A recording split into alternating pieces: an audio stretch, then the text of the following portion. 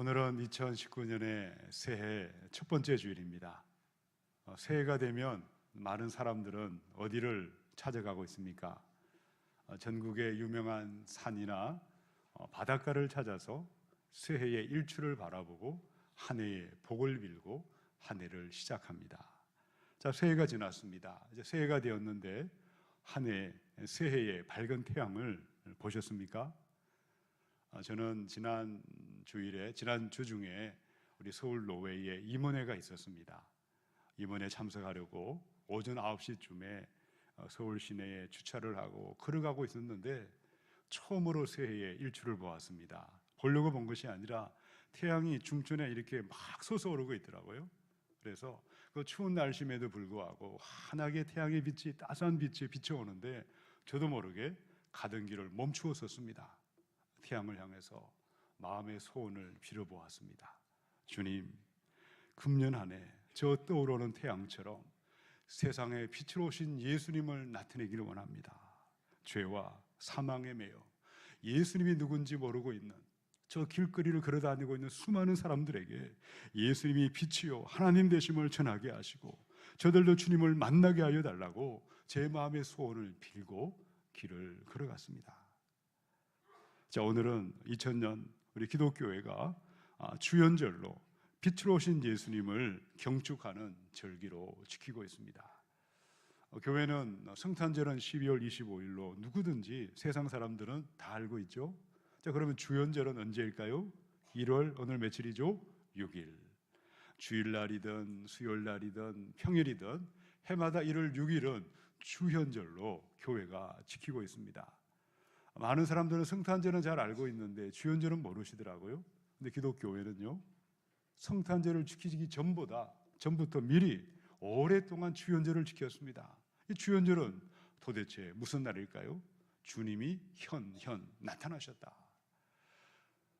동정녀의 몸에 가난한 마구간에 나타난 그 나사렛 예수가 요단강에서 세례 요한에게 세례를 받으실 때에 하늘에서 소리가 났죠. 이는 내 사랑하는 아들이요 내가 저를 기뻐하노라. 하나님의 사랑과 하나님의 위엄을 지니신 하나님으로 나타나셨다. 현현하셨다. 그러면 우리의 모든 삶을 통해서 빛으로 오신 예수님, 만왕의 왕 되신 예수님이 하나님 되심을 나타내고 드러내고 높이기 위해서 우리도 예수의 제자로 살겠습니다. 나의 삶을 통하여 빛 되신 예수님만을 높이며 경배하며 예수님이 하나님 되심을 온 땅에 전하겠습니다. 결단하고 다짐하는 절기가 주연절입니다. 오늘은 에베소 3장의 본문을 읽으셨습니다. 이 말씀을 통해서 우리 한 분 한 분이 세상에 빛으로 오신 예수님, 생명의 빛이요 구원의 빛이요 영생으로 빛으로 오신 예수님이 하나님 되심을 내 주변의 수많은 사람들에게 전하고 선포하셔서 흑암에 매인 수많은 사람들을 빛 대신 예수께로 인도하시고 저들도 예수님을 하나님으로 높이고 경배하며 우리 하나님께 영광을 돌리며 나아갈 수 있기를 주님의 이름으로 축원합니다. 빛으로 오신 예수님, 그분이 하나님 되심을 어떻게 우리의 삶을 통하여 나타내고 드러내고 증거할 수가 있겠습니까? 우리 첫 번째 말씀입니다. 9절에 있는 말씀을 같이 읽겠습니다. 시작. 영원부터 만물을 창조하신 하나님 속에 감추어졌던 비밀의 경륜이 어떠한 것을 드러내게 하려 하심이라. 아멘. 교회는 오랫동안 주연절이 되면 에베소 3장의 본문을 함께 읽었습니다. 자, 에베소서는 무슨 말씀일까요? 에베소에서 예수 믿고 있던 교회의 여러 성도들에게 보낸 편지였습니다. 에베소 땅에 예수 믿던 사람들은 유대인들이 아니었죠. 이방 사람들, 우상을 섬기던 사람들이었는데 그들이 예수를 믿고 하나님의 복음에 참여하게 된 것을 너무나 감사하면서 그들의 믿음을 격려하기 위하여 바울이 로마의 감옥에서 이 편지를 썼습니다. 에베소 1장에 보니까 그리스도인들은 도대체 어떤 사람들인가? 예수님 안에서 구속, 죄사함의 은혜를 받는 사람들이다. 성령으로 인을 친 사람들이다. 성령이 여러분의 이마에 너는 내 아들이요 내 딸이라고 도장을 찍은 사람들이다. 예수님과 함께 부활하여서 하늘 보좌에 앉아 만물을 통치할 사람이라고 어마어마한 성도의 지위와 성도의 특권에 대해서 편지했습니다. 자, 에베소 2장에 와서는요, 예수 믿기 전과 믿은 다음을 비교하고 있죠.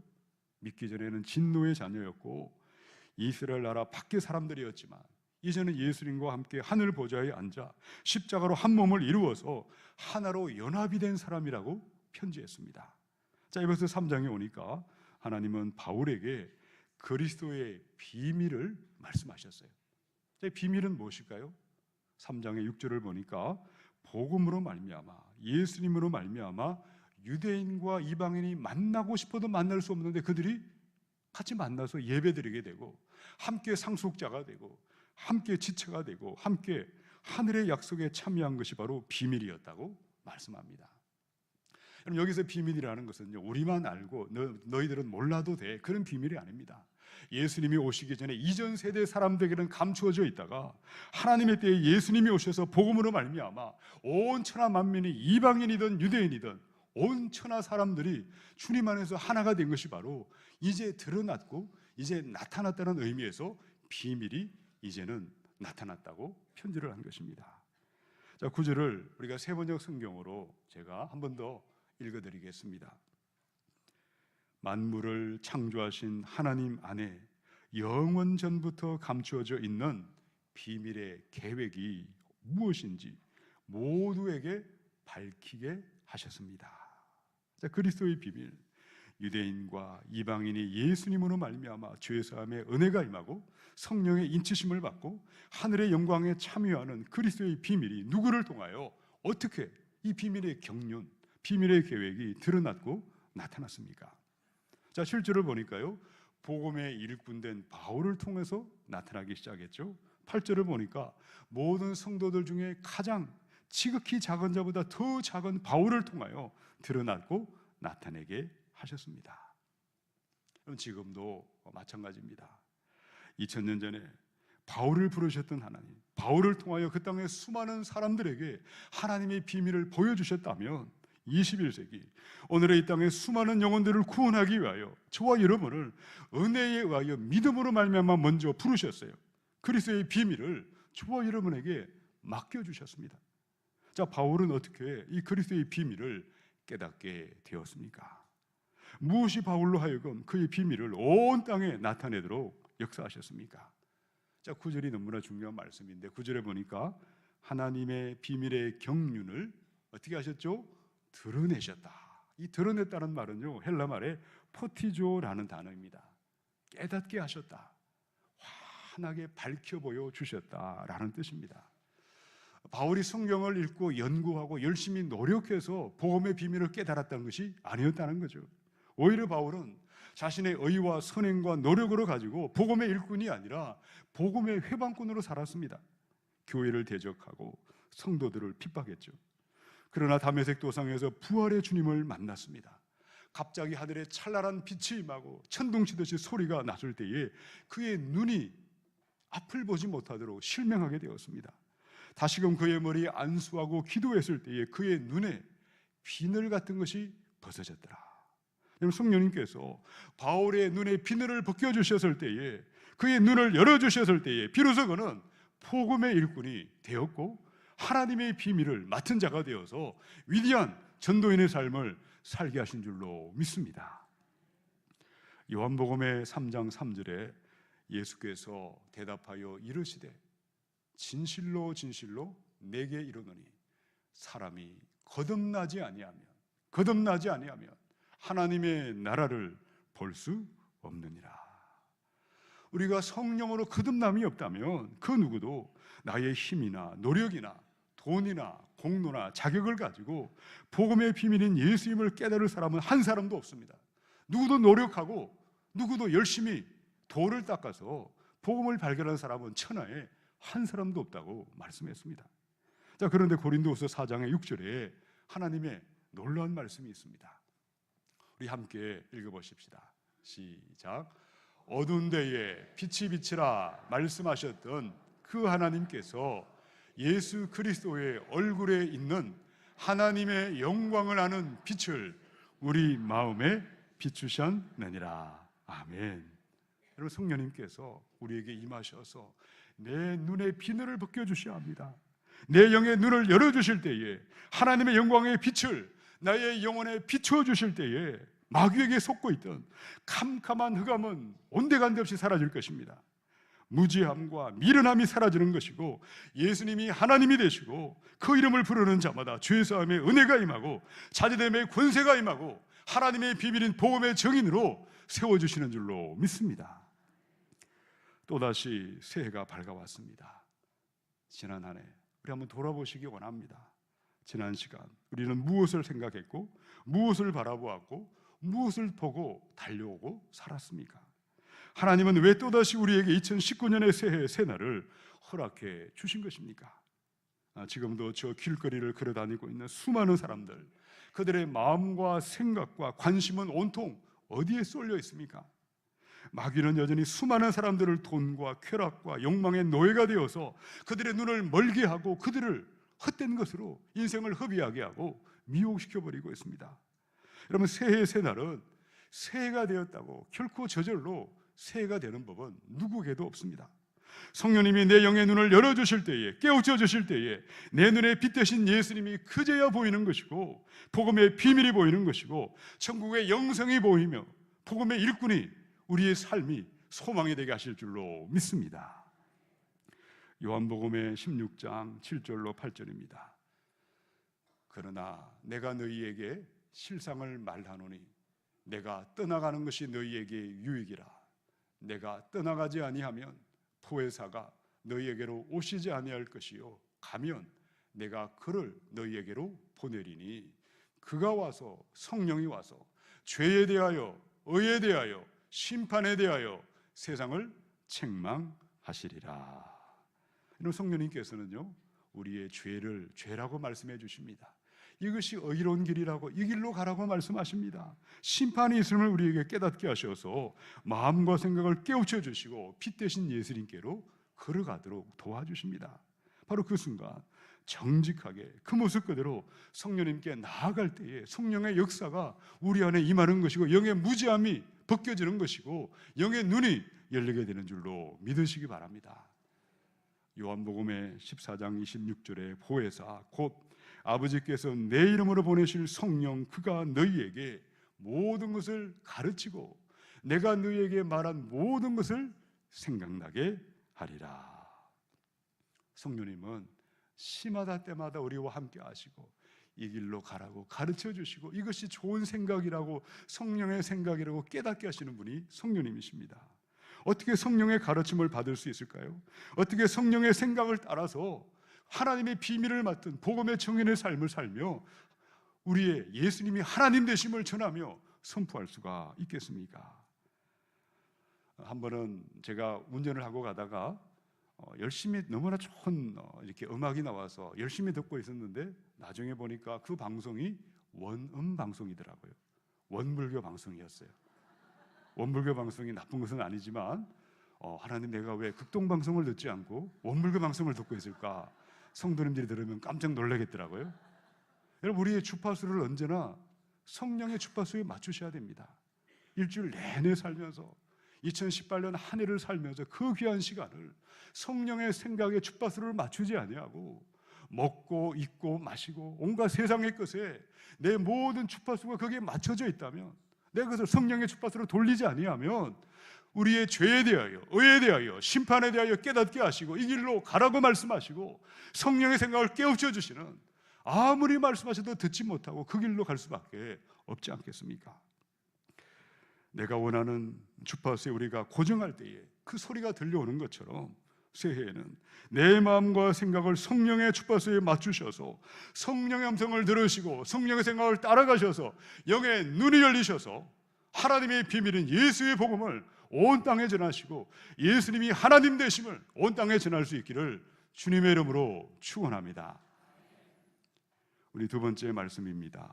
10절에서 11절을 읽어보십시다. 시작. 이는 이제 교회로 말미암아 하늘에 있는 통치자들과 권세들에게 하나님의 각종 지혜를 알게 하려 하심이니 곧 영원부터 우리 주 그리스도 예수 안에서 예정하신 뜻대로 하신 것이라. 아멘. 바울은 에베소에 편지를 쓸 때에 하나님의 비밀이라고, 복음을 비밀이라고 말씀했습니다. 자, 그 다음에 10절에 와서는요, 또 다른 단어를 쓰고 있죠. 그것은 무엇일까요? 하나님의 지혜라고 말하고 있습니다. 때가 되어서 아들을 보내셔서 온 세상 만민들에게 누구나 알게 하시고 깨닫게 하시고 하나님의 비밀인 예수님을 보여주셨는데 그것은 하나님의 지혜였다고 말씀하고 있습니다. 자, 이 찬란한 지혜가 우리 에베소 교회에게 어떻게 편지를 냈습니까? 이 놀라운 지혜를 교회에다가 맡겨주셨다. 이 교회를 통해서 이 땅에 수많은 사람들이 빛 대신 예수께로 인도함을 받을 것이고 구원으로 인도받게 하셨다고 말씀하셨습니다. 근데 이것은 인간들을 만드시고 창조한 다음에 인간들이 범죄하고 살인하고 탐욕하고 죄가 온 땅에 관영한 다음에 아뿔싸하고 뒤늦게 하나님이 만드신 것이 아니라 창세전에 이미 이 놀라운 것을 그리스도로 말미암아 구원을 이루실 것을 계획하셨고 하나님의 때가 되어 이 놀라운 지혜와 하나님의 비밀이 나타났다는 것을 그들에게 편지한 것입니다. 자, 그래서 11절을 보니까요, 곧 영원부터 우리 주 그리스도 예수 안에서 예정하신 뜻대로 하나님의 비밀과 하나님의 지혜가 나타났는데 교회를 통하여 나타나게 하셨다고 말씀하는 것입니다. 교회는 죄인들을 빛 대신 예수께로 인도하고 죄사함의 은혜와 성령의 선물을 부어주시는 하나님의 놀라운 지혜가 교회에게 맡겨주셨습니다. 하늘의 통치자들과 권세들은 하늘에 있는 광명한 천사들을 말합니다. 그 천사들조차 알기 원하고 깨닫기 원하는 그 놀라운 지혜가, 하나님의 지혜가 교회에, 예수를 믿는 믿음의 공동체에게 맡겨주신 것입니다. 지금도 하나님은 몸된 교회를 통하여 하나님의 위대한 지혜를 온 땅에 드러내시고 나타내십니다. 오직 예수 그리스도를 통하여 인간의 죄 문제를 처리하고 깨닫게 하는 것은 교회입니다. 대한민국 정부가 하는 것이 아닙니다. 여러분, 위대한 무슨 기업체라든지 어떤 그런 개인이 하는 것이 아니라 바로 교회를 통하여 인간들의 죄 문제를 오직 예수를 통해서만 해결받는 것을 전하고 선포하고 맡겨주신 것입니다.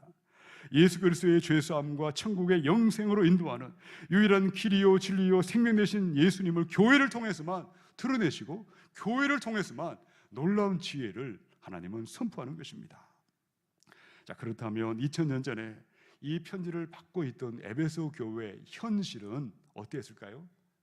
요한계시록의 2장 2절로 4절은 에베소 교회에게 보낸 편지였습니다. 내가 내 행위와 수고와 내 인내를 알고 또 악한 자들을 용납하지 아니한 것과 자칭 사도로 하되 아닌 자들을 시험하여 그의 거짓된 것을 네가 드러낸 것과 또 내가 참고 내 이름을 위하여 견디고 게으르지 아니한 것을 아노라. 4절을 같이 읽읍시다. 시작. 그러나 너를 책망할 것이 있나니 너의 처음 사랑을 버렸느니라. 하나님은 에베소의 성도들에게 예수 그리스도의 복음을, 하나님의 지혜를 맡겨주셨습니다. 그런데 그들의 모습은 어떠했습니까? 누가 진짜냐? 누가 가짜냐? 누가 잘하고 있느냐? 누가 못하고 있느냐? 하나님 허락하신 냉철한 지성과 이성을 가지고 교회 일을 할 때에 시시비비를 가렸습니다. 여러분, 교회 일은 몰라서 못하는 것이 아닙니다. 무엇이 옳고 틀린 것을 가리키는 것이 아니라 사랑으로 그 모든 것을 하는 것입니다. 서로 판단하고 정죄하고 비방하고 있었습니다. 내 이웃을 내 몸처럼 사랑하라고 주신 그 계명을 마침내 잊어버리고 말았어요. 사랑의 계명이 온데간데 없이 사라져버렸습니다. 예수를 믿으려고 하는 세 가족이 에베소 교회에 들어왔는데 그 교회를 방문하면 그 교회의 분위기는 어땠겠습니까? 저 사람이 왜 왔을까? 뭘 조사하기 위해서, 뭘 뒤지려고 왔을까? 여러분, 교회 안에 따스한 주님의 사랑이 사라졌을 때에, 온유한 관용이 사라졌을 때에 어떻게 교회를 통하여 하나님의 지혜가 되시는 예수의 복음이 주 예수를 모르는 수많은 사람들에게 전파될 수 있고 드러날 수 있고 증거될 수가 있겠습니까? 우리가 모인 이 교회가 생명의 빛이요 구원의 빛 예수님의 복음을, 하나님의 지혜를 온 땅에 온 열방에 드러내고 선포하는 교회요, 영원한 지혜가 되시는 예수님을 전하는 몸된 교회로 나타나야 될 줄로 믿습니다. 여러분, 교회는 어때야 되겠습니까? 여러분, 성경에 보면 회칠한 무덤처럼 외식하는 사람들, 영이 죽어있는 그 모습으로 고통하는 교회들도 있습니다. 교회는 생명의 영으로, 예수의 영으로 충만한 교회가 되어야 하겠습니다. 썩은 냄새가 진동하고 악취와 쓰레기와 오물이 둥둥 떠다니는 그런 교회가 아니요, 이 강대상에서 맑고 맑은 생명수의 강이 온 성전 안에 넘쳐나게 하고 믿는 자마다 그 배에서 생수강이 넘쳐나는 교회요, 하나님의 지혜가 되시는 예수님이 하나님 되심을 온 땅에 드러내고 전하는 교회, 사랑으로 충만한 교회, 예수의 영광이 충만한 교회가 되어야 할 줄로 믿습니다. 어떻게 하라고, 무엇으로 시작하라고 우리에게 말씀하실까요? 요한일서의 4장 7절로 8절을 같이 읽어보십시다. 시작. 사랑하는 자들아, 우리가 서로 사랑하자.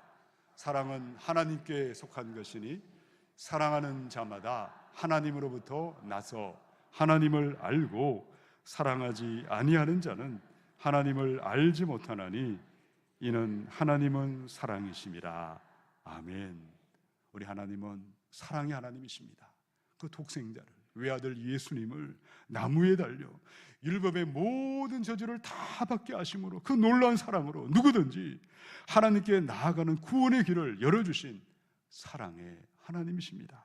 그것이 하나님의 지혜였고, 교회는 오직 사랑으로 말미암아 한 영혼을 예수께로 인도하는 것이고, 사랑으로 하나님의 지혜를 온 땅에 나타내게 하셨습니다. 사랑의 영이, 성령께서 우리 교회 안에 충만하게 임하셔서 지옥 갈 영혼을 천국으로 인도하는 교회요, 죄와 어둠에 포로된 자마다 자유함을 얻게 하는 교회요, 영광스러운 주님의 몸된 교회로 우리 예수님께서 하나님 되심을 전하고 선포하는 교회를 함께 세워가는 일에 쓰임받을 수 있기를 축원합니다. 우리 세 번째 12절의 말씀을 같이 읽겠습니다. 시작. 우리가 그 안에서 그를 믿음으로 말미암아 담대함과 확신을 가지고 하나님께 나아감을 얻느니라. 아멘. 에베소 교회가 어떻게 시작이 되었을까요?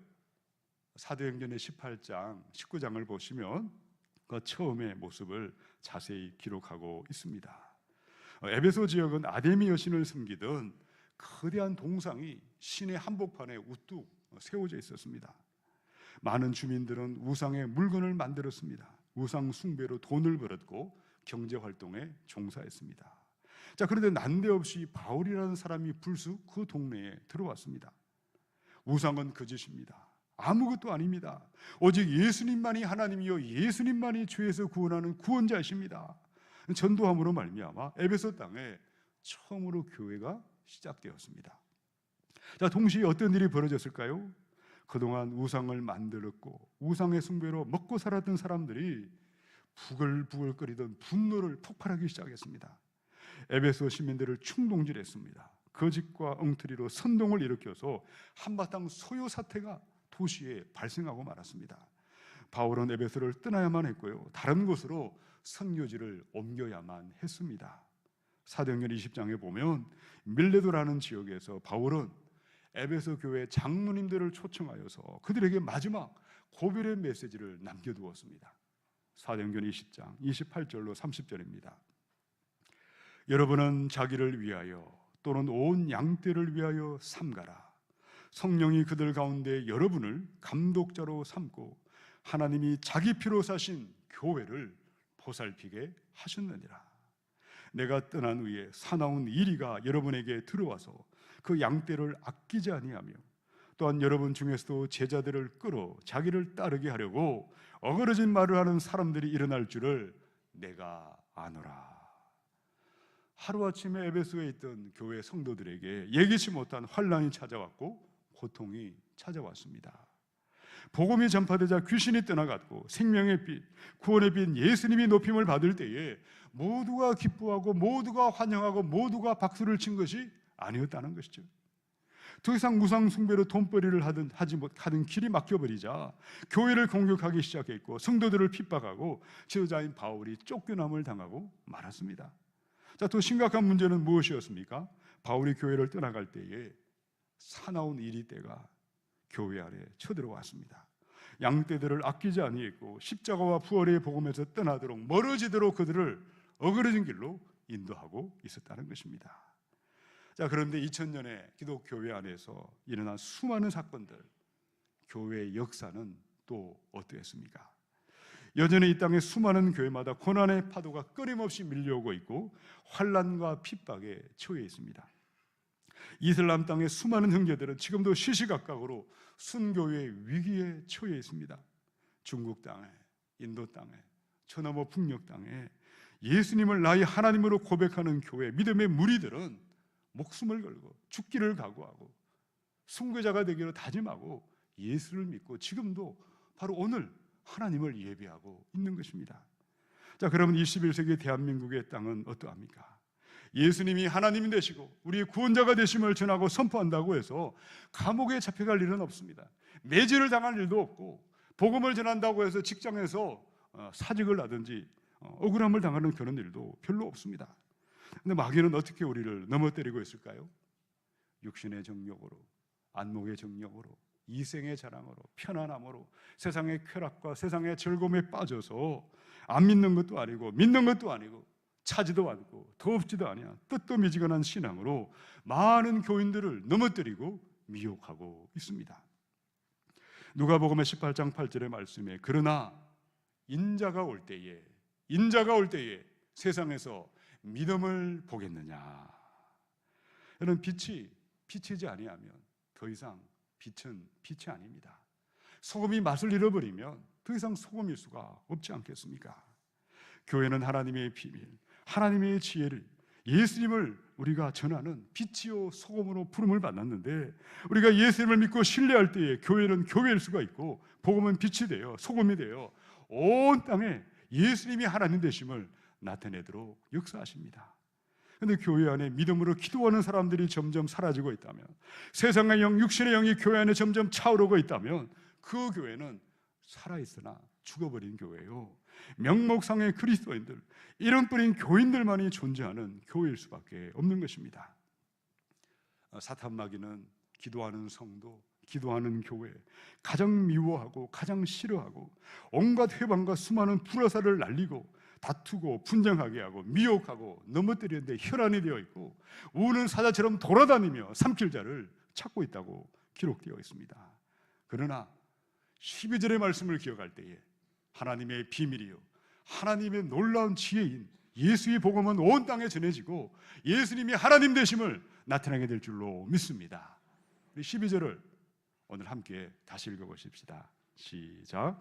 우리가 그 안에서 그를 믿음으로 말미암아 담대함과 확신을 가지고 하나님께 나아감을 얻느니라. 아멘. 무엇이 교회를 교회되게 하겠습니까? 무엇이 하나님의 비밀이요 하나님의 지혜인 예수님의 복음을 온 땅의 수많은 사람들에게 전하고 예수가 하나님 되심을 선포하며 우리 주님께 영광을 돌릴 수가 있겠습니까? 예수의 보혈, 십자가의 피곤세 의지하여서 우리의 모든 죄와 형벌을 담당하신 그 피를 의지하여 하나님 앞에 기도하며 나아가십시다.